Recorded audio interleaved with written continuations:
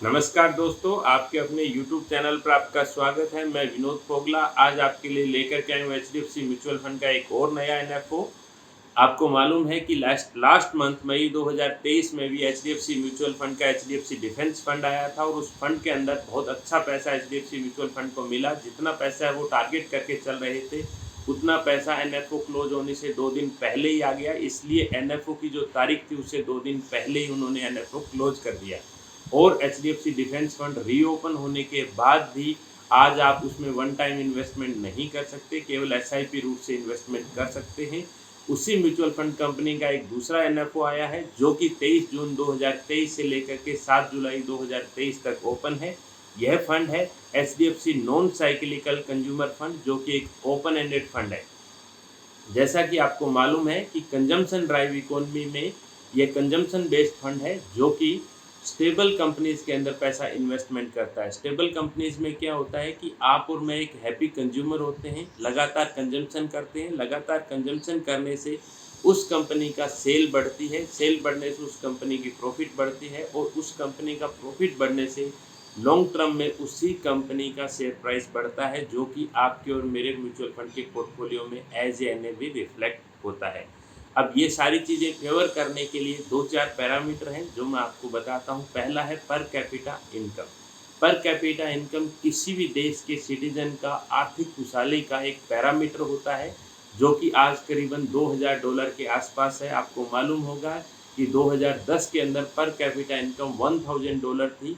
उसमें से $1000 में से $900 जो है वो बेसिक स्पेंड पे खर्च होता था, यानी रोटी कपड़ा और मकान पे, और $100 जो बचा हुआ है वो लाइफस्टाइल रिलेटेड या ब्रांड कॉन्शियस चीज़ों पे इन्वेस्टमेंट या स्पेंडिंग होती थी, जो कि $1000 से बढ़ के $2000 जब पर कैपिटा इनकम हो गई तो बेसिक स्पेंडिंग तो $900 ही रहेगी। जो लाइफस्टाइल के रिलेटेड खर्चा बचा वो $1100 हो गया, यानी पहले जो $100 होता था वो 1100 यानी 11 गुना हो गया, 11 टाइम्स हो गया। उस वजह से पर कैपिटा इनकम बढ़ने से। और 2008 में चाइना की पर कैपिटा इनकम करीबन $2000 थी, तो पिछले 15 सालों में चाइना के अंदर कंजम्पशन के अंदर ज़बरदस्त उछाल आया है, ज़बरदस्त रुझान हुआ है। उसी थीम पे इंडिया की कंजम्पशन ड्राइव इकोनॉमी चल रही है, यानी आप कह सकते हो कि जो चाइना के लिए 2008 मोमेंट था वो इंडिया के लिए अभी 2023 में 2008 वाला मोमेंट है। दूसरी वजह डेमोग्राफिक डिविडेंड है। डेमोग्राफिक डिविडेंड का मतलब है कि इंडिया में एवरेज एज जो है वो 28 ईयर्स है, जो कि यूएसए के अंदर 38 ईयर्स है और चाइना के अंदर 39 ईयर्स ओल्ड लोग हैं एवरेज। उसकी वजह से हाईएस्ट वर्किंग पॉपुलेशन दुनिया के अंदर कहीं भी है तो वो इंडिया के अंदर है। इन सब चीज़ों के अंदर तीसरी वजह जो नज़र आती है वो है प्रीमियमाइजेशंस। इनकम पिरामिड जो लोगों का है, इनकम लेवल है वो बढ़ रहा है।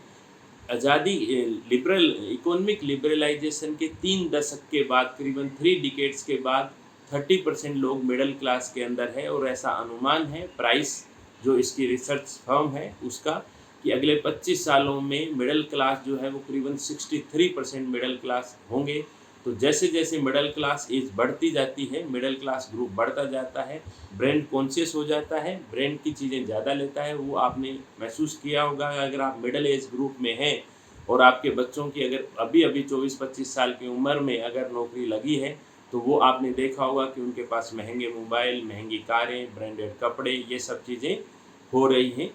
चौथी चीज़ फॉर्मलाइजेशन हो रहा है इकोनॉमी का, अनऑर्गेनाइज सेक्टर से ऑर्गेनाइज की तरफ शिफ्ट हो रहे हैं। बहुत सारे लोग आपको ने देखे होंगे कि जो प्रॉपर्टी में या रियल एस्टेट में इन्वेस्टमेंट करते थे वो अब mutual fund, FD, PPF, MIS की तरफ शिफ्ट हो रहे हैं। फाइनेंशियलाइजेशन हो रहा है असेट्स का। दूसरा जीएसटी कलेक्शन आपने देखा होगा कि 1.5 लाख करोड़ रुपया हर मंथ कलेक्शन हो रहा है, जो कि एक नया नॉर्मल है। इसके अलावा पांचवी जो वजह नज़र आती है वो है डिजिटलाइजेशन। डिजिटलाइजेशन में मल्टीपल ट्रांजैक्शन हो रहे हैं जो कि ऑल टाइम हाई है और नेक्स्ट 5 ईयर्स के अंदर ये डबल हो जाएंगे। सबसे बड़ा इनका फ़ायदा ये हो रहा है कि प्रोडक्ट और सर्विस जो हैं उनका एक्सेस इम्प्रूवाइजेशन हो रहा है, उसका लाइफस्टाइल इम्प्रूवाइजेशन हो रहा है कंज्यूमर का। अब ये ऐसी सारी कंपनीज में इन्वेस्टमेंट करेंगे। इसके अलावा एक और चीज़ जो ये बताती है कि कंजम्पशन ड्राइव इकोनॉमी में या कंजम्पशन राइज हो रहा है, वो इंटरनेशनल ब्रांड जो है वो राइजिंग कंजम्पशन स्टोरी में कॉन्फिडेंस शो कर रहे हैं। उसका सबसे बढ़िया उदाहरण ये है कि एप्पल का शोरूम 2023 में इंडिया में ओपन हुआ है, जबकि चाइना में आज से 15 साल पहले 2008 में ओपन हुआ है। नेस्ले जो कि अगले 3 साल के अंदर करीबन 5,000 करोड़ रुपया इंडियन मार्केट में इन्वेस्ट करने वाला है, जबकि पिछले 10 साल में मात्र उसने 3,400 करोड़ रुपया इन्वेस्टमेंट किया था। डाइकन की अगर आप बात करें तो अगले कुछ सालों में 2,200 करोड़ रुपया स्पेंडिंग करने वाले हैं। कोई भी लीडिंग जो रिटेल कंपनीज हैं उनका जो स्क्वायर फीट एरिया जो वो यूज करते हैं वो भी 3 से 3.5 गुना 3 एंड 3.4 टाइम्स बड़ा है। तो ये सारे इंटरनेशनल ब्रांड इंडिया के अंदर कॉन्फिडेंस शो कर रहे हैं कंजम्पशन ड्राइव में। अब मैं आपके सामने प्रेजेंट करता हूं कि HDFC non cyclical consumer fund, इस फंड में क्या खास है। तो आगे बढ़ते हैं। इसका जो कोर पोर्टफोलियो है 80% जो पोर्टफोलियो है वो कंजम्पशन के अंदर ही होगा, यानी नॉन साइक्लिकल के अंदर होगा। इसमें मल्टी कैप स्ट्रेटेजी होगी, लार्ज कैप, मिड कैप और स्मॉल कैप सेट होगी। ये फोकस करेंगे केवल लीडर्स के ऊपर, यानी जिनका मार्केट शेयर बढ़ रहा है उन्हीं कंपनीज के अंदर इन्वेस्टमेंट होगा। और सेक्युलर ग्रोथ और री रेटिंग पे ये फोकस करेंगे। सेक्युलर ग्रोथ यानी प्रॉफिट आफ्टर टैक्स जिनकी कंसिस्टेंसी ग्रोथ हो रही है। अगर मैं फंड मैनेजर की बात करूं तो मिस्टर अमित सिन्हा इसके फंड मैनेजर हैं, जो कि एक जाना पहचाना चेहरा है बाजार का। करीबन 18 ईयर्स का उनको एक्सपीरियंस है। इसके अलावा फंड के फैक्ट्स की मैं बात करता हूं। यह एक ओपन एंडेड फंड है जिसमें मिनिमम 100 रुपीज़ का इन्वेस्टमेंट किया जा सकता है। कोई एंट्री लोड नहीं है। एग्जिट लोड 1% का एग्जिट लोड है अगर 365 दिन से पहले अगर अपने इसको निकालते हैं। डायरेक्ट और रेगुलर दोनों तरीके के प्लान हैं।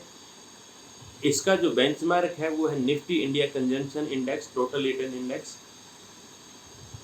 अब मैं बात करता हूँ रिस्कोमीटर की। ये हाईएस्ट वेरी हाई कैटेगरी के अंदर रिस्कोमीटर कैटेगरी के अंदर फॉल होता है। इसका मतलब ये हुआ कि आपका जो मूलधन है, प्रिंसिपल अमाउंट है, वो बहुत ही ज़्यादा फ्लक्चुएशन वाली कैटेगरी में रहेगा।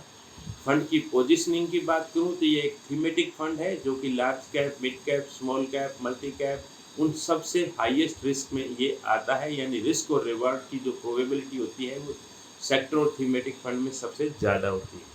अब इस NFO में इन्वेस्टमेंट करना चाहिए या नहीं करना चाहिए, तो उसके लिए मैंने एक अलग से एक वीडियो बना रखा है। उसका पहले कमेंट बॉक्स में उसका लिंक आपको मिल जाएगा और डिस्क्रिप्शन में भी उसका लिंक मैं डाल रहा हूँ, तो वो आप देख सकते हैं। उम्मीद करता हूँ इस वीडियो से आपको एक बेसिक इन्फॉर्मेशन मिल गई होगी। और अगर अभी तक आपने मेरे YouTube चैनल को सब्सक्राइब नहीं किया है तो सब्सक्राइब कर लें और बेल आइकन को दबाना ना भूलें। नमस्कार।